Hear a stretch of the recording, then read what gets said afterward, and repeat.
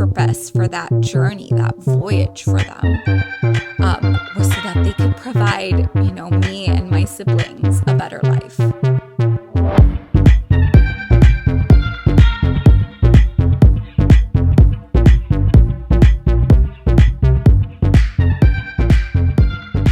Happy to be here with you today for this edition of the She Dreams in Color interview series. We're joined here today by Elizabeth Lasswell. She's a holistic esthetician. She's going to talk about her occupation and her obstacle. And I just feel like I have to do a disclaimer sometimes. She's my esthetician. When I met her, she was doing a demonstration and I said, this woman loves skin. She loves skincare, the science of skincare. And I'm a big fan of people who are following their calling and following their purpose.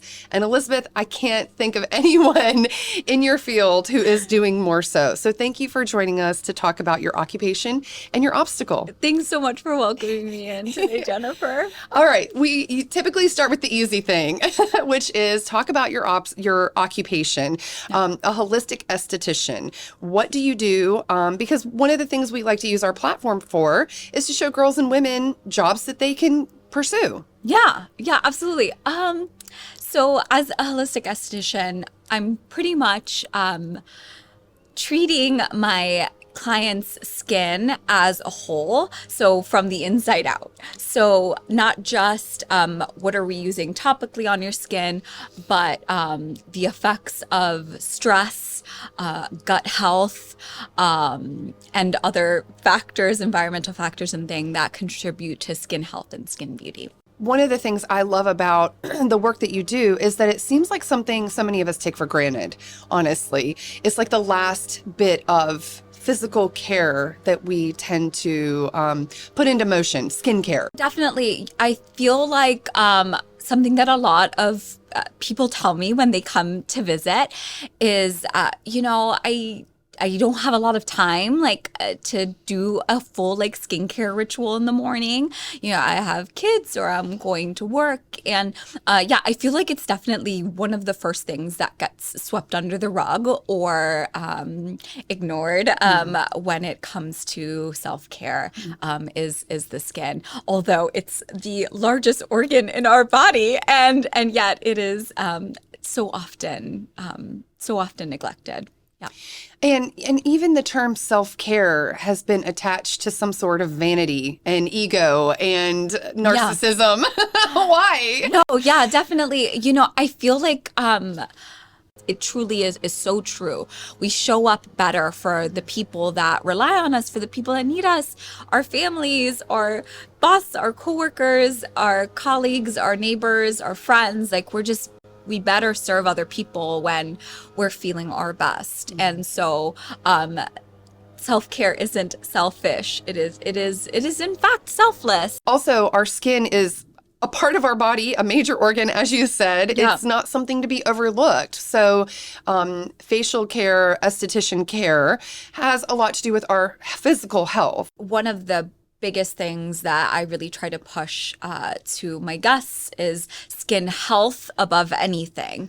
So, what does that look like? That looks like making sure you're wearing SPF every day because, melanoma is no joke. And making sure that you're reapplying every 2 hours, making sure that you're using antioxidants in your skincare, so vitamin C to combat free radical damage that damages your skin's DNA. So yeah, skin health is paramount and is so important. Mm-hmm. So important. And I've worked with experts in the past who've talked about the importance of SPF and skin protection for the Black and brown community. And mm-hmm. as a Latina, you can speak firsthand to that. How the communities may believe that they are immune from mm-hmm. the things maybe I would be exposed to. Oh my goodness. I used to, when I was younger and didn't know any better, I wouldn't put SPF on. I would I'd slather my body in coconut oil, for crying out loud, because I was like, I'm Latina. I don't burn. What are you talking about? But oftentimes, higher Fitzpatricks are more sensitive to sunlight. And even though, you're not getting that burn, like you're not immune. No one is immune from skin cancer. No one is immune from premature aging. So yeah, wearing SPF is so important. Doesn't matter what your race is, you have to be wearing SPF 100%. Yeah. Was that term you just used, higher Fitzpatrick's? I'm sorry. So Yeah. higher Fitzpatrick is, it's pretty much a scale that we use in the aesthetics community to gauge, not just ethnicity, but family history and kind of the tendency to burn under UV exposure. It's a scale. It's a scale. So Fascinating. See, this is one of the examples I'm talking about. You don't just provide care to someone's face and skin. You explain to them the science behind it and the nature behind it. And that makes it it sinks in a lot better when someone understands the biology of why we need to do these things, not just the ego, not just the glamour, right? Yeah. And that is such a gift that you have, which leads me to know that you're called into your profession. You truly are called into what you do. And it shows up not just in your knowledge base, but in how you care for people. So how did you find that calling? It was the beginning of COVID, and my husband and I went on a little kind of staycation where we went to St. Augustine and stayed in an Airbnb.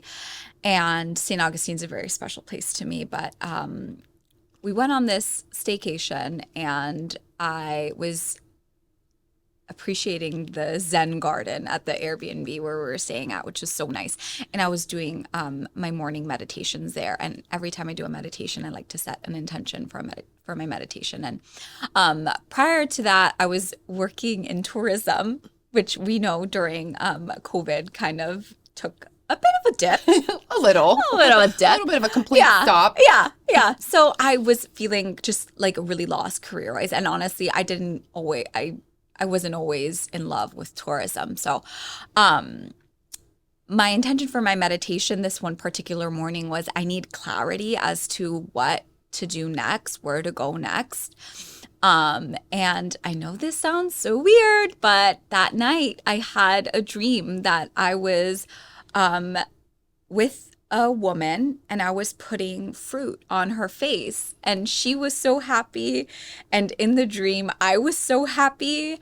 And I woke up and immediately was like, this is it. Like, it honestly clicked and made so much sense. My husband and I were so big into spa culture before. I was always very inspired by the spas that we went to in Switzerland and in France. And when I woke up from that dream, it was just like immediate, like, oh, this is it. And at the time, I didn't know the word esthetician. So I remember going on Google on my phone, like in the bed in that Airbnb, and typing in how do I become a facial giver person?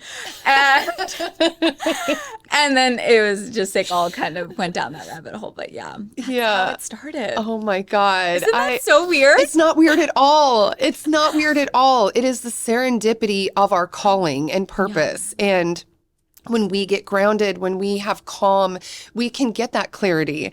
And we hear so many stories in this interview series of women who had messages just like that. And I think life just gets to the point where you have to follow it. It doesn't make sense, but you have to follow it. And the weirdness of it is how aligned it is. Mm-hmm. Like that's it's so weird because you're like, how can this be so aligned with me and feel so good? It doesn't make sense on paper. I don't even know where to begin. But when we run towards that, look what we create and look what we do for other people. Now I'm like, I can't believe I didn't see it before, really, because it makes so much sense for me. And it feels so right. It feels so right. I can't believe it took so long to me getting to my 30s to even find it. Yeah. But I also love looking back at the winding road. And I always use the example, you had all these different ingredients on your counter to cook dinner, and it included spas in France and spas in Switzerland, and maybe something from your childhood, and maybe a teacher who inspired you. And when we step back and look at all the ingredients, of course, this is the dish you're going to make. It all makes sense now. But at the time when you were collecting this experience, you're like, oh, I have no idea what I'm going to do with this, but it feels right. That is beautiful, Elizabeth. And so let's look back into childhood. Did you have experiences in childhood that pushed you into this calling that became a part of your recipe? I was raised by immigrant parents. My father's from Cuba, my mom's from Puerto Rico. And honestly, like self-care and like anything that would be considered like spa industry or spa related to my family was like so like just like outside of the realm of possibility and not really something that existed. If the idea of my mother going to a spa back then was just so like absolutely outlandish and inaccessible to her. And you know, I think that's really sad. That, you know, something that I think is so like women, gosh, especially mothers, but like are like so deserving of experiencing and like that, like That compassion yeah. that comes through. Wait, no, I'm the one that's I'm sorry, that is a disclaimer. what Yeah. happened?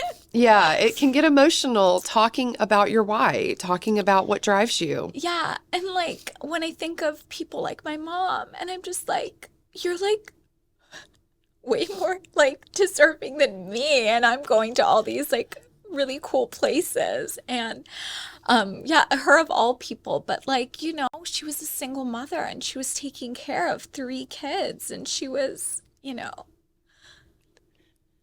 Yeah. doing so much for everyone else. And Yeah. yeah. So I think like my biggest why of getting into it was I want people to come into my space and feel like not intimidated and not scared and not like, oh my God, there's no way I could like do any of this. And I want it to be like, you know, they're not coming into a reception area with like a stuffy receptionist and like everyone around them looks like, you know, European supermodels and like, you know, they're scared to sit on the couch. And like one of the things I tell people like when they come into my space is this is your house. So, you know, be cozy, be comfy. And I like hug most people that come through my doors. So that's like really what I wanted to like bring to the community. Yeah. Oh my goodness. Thank you for being vulnerable and tapping into that, because sometimes as women we think when it feels good to do something and when it fills us so much with joy and comfort to do something, it can't be right. It must be wrong. So it's beautiful that you have so much motivation behind why you do what you do and empathy to the people who want your services, want a moment to escape whatever they're going through, want to take care of themselves, and then to feel welcome. Because most women have had that experience of not feeling welcome. You know, we can look to the Pretty Woman scene where she was not welcome in the store and they were judging her. Most women have had those experiences. And so to know when you take that brave step to put yourself first, that you're welcomed with open arms and it's normalized and you show that they deserve it. And you put everything into providing that care to them that they're hoping to get with that 1 hour of time that they've stolen from so many responsibilities. You talked a little bit about you don't deserve it where your mother did. And that has been a theme that we've heard a few times from children of immigrants. The guilt that comes with having a better life that your parents built for you, but then minimizing your own life challenges because they don't reach the peaks of your parents and what you saw. Do you feel a lot of that in your journey? Yeah, definitely.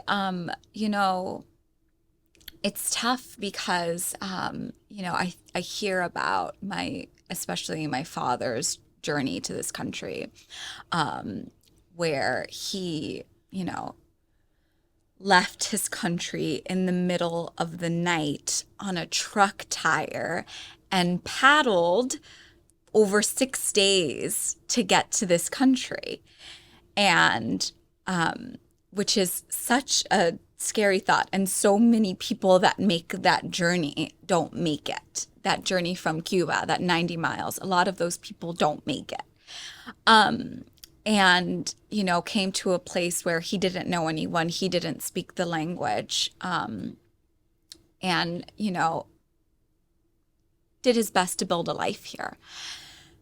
And it's very hard not to, when you're hearing these stories growing up, compare a lot of, my struggles, and my experiences to the experiences of my parents. And, it, I,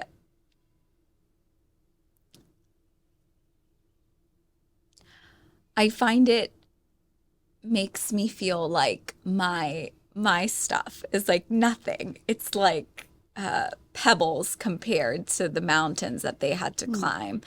But I think what's really helped me kind of shift a perspective in that is realizing that, what they want, their whole point for coming here, even before they even met me, was so that I can have a better life than they had.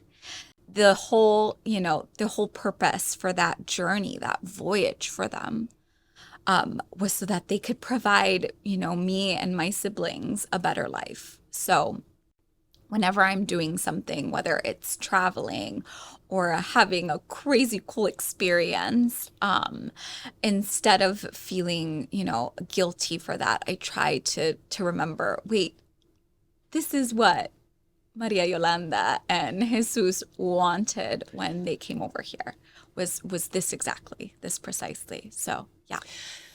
Ooh, that that taps into it. Yeah. As a mother, you would never want your children to not enjoy the full extent of the gifts that are given to them, in lieu of you. Like that defeats the whole purpose. Yeah. So you're honoring your parents in the most wonderful way by saying, I do this because of you and for you, and you're furthering your lineage, with the opportunities. Truly the American dream.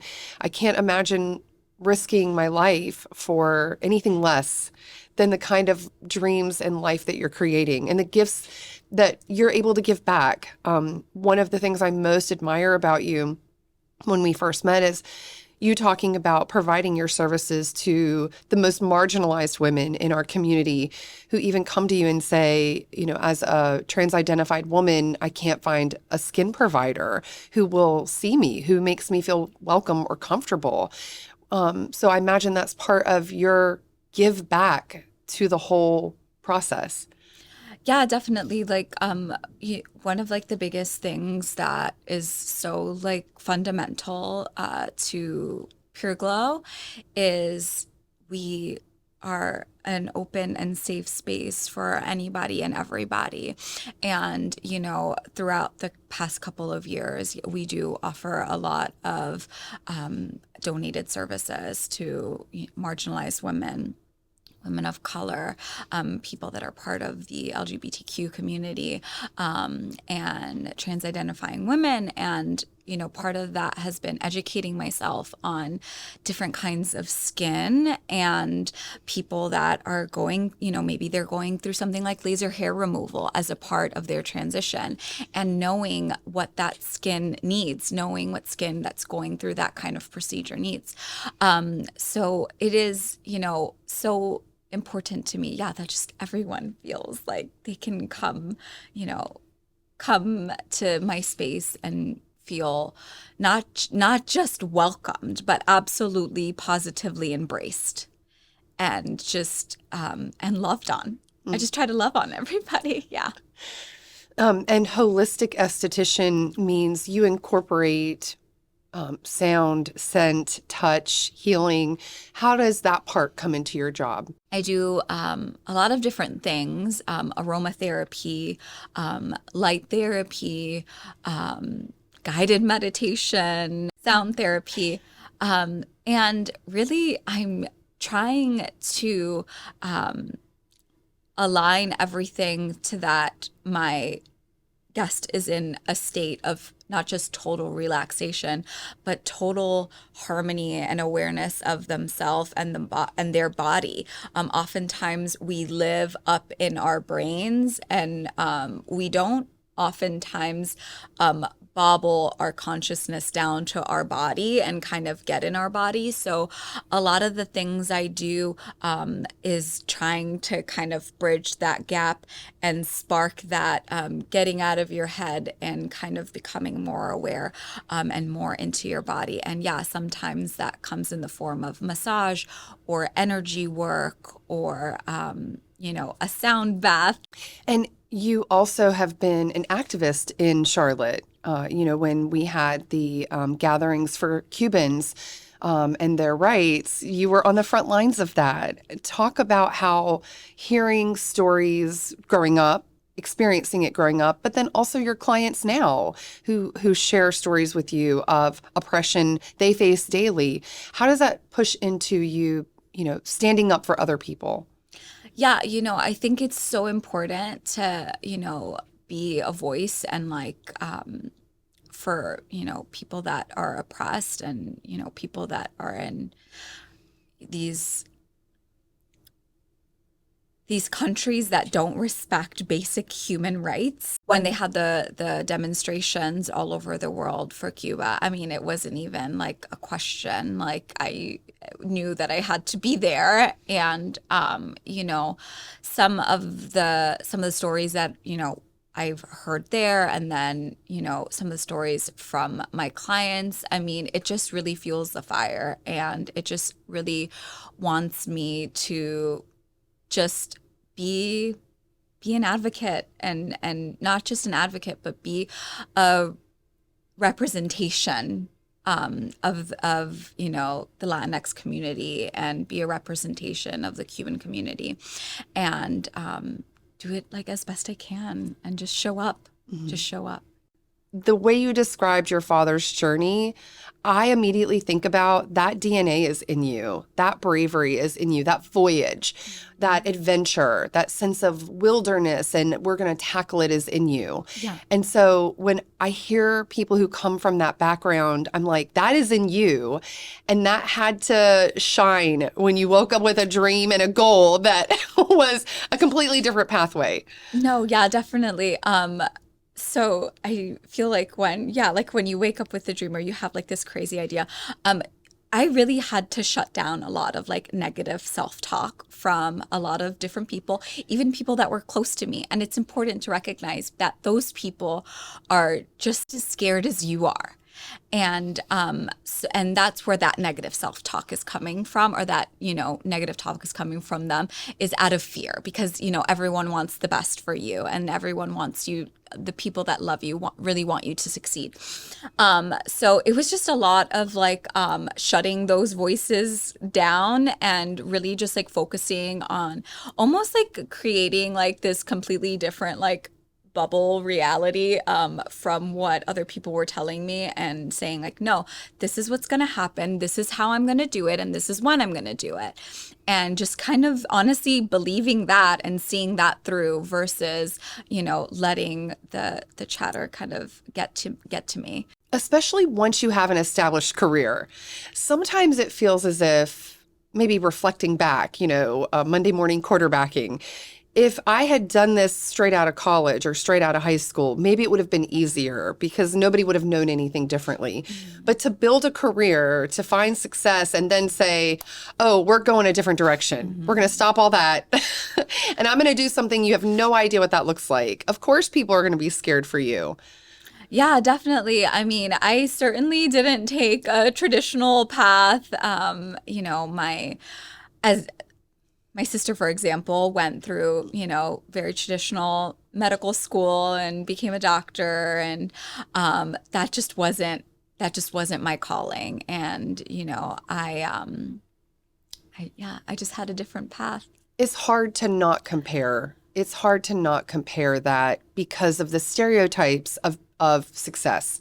A big value of our interview series is to show girls and women there are jobs of all shapes and sizes that we can do and be wildly successful in our corner of the world, make that impact and make those waves.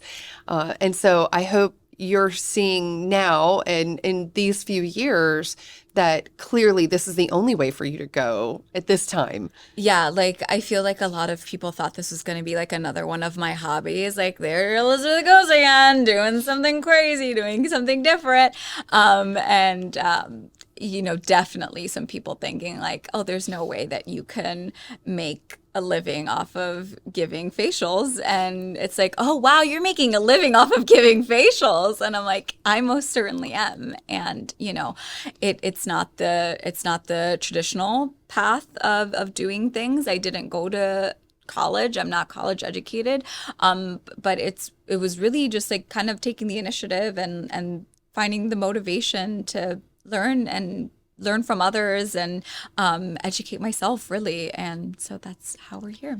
It's hard for me to believe that you haven't been doing this since you were like 7 years old, asking your parents for some weird kind of skin kit at Christmas, because if no matter what question is posed regarding skincare and the why, you like nerd out about it. You geek out about it. Like, it. It's not the experience I've had with a lot of people in the beauty profession. They kind of get it and they know. And of course they're educated, but you really love the knowledge behind it. Where does that come from? Is it just something that blossomed once you tapped into it? Yeah, honestly, I think where it really started was like, just wanting to care for people in general. I think that's like honestly my original passion and like my truest passion is just being a nurturer and really caring for people. And then like in aesthetics, ultimately that led to how can I do this best? How can I do this best for people? And that included just an in-depth knowledge of skin and getting people to where they feel so good and they feel so good in their skin. And that's how I care for people. Yeah. I mean, you truly light up when, why is my pore larger? Wait a minute. It's actually not larger.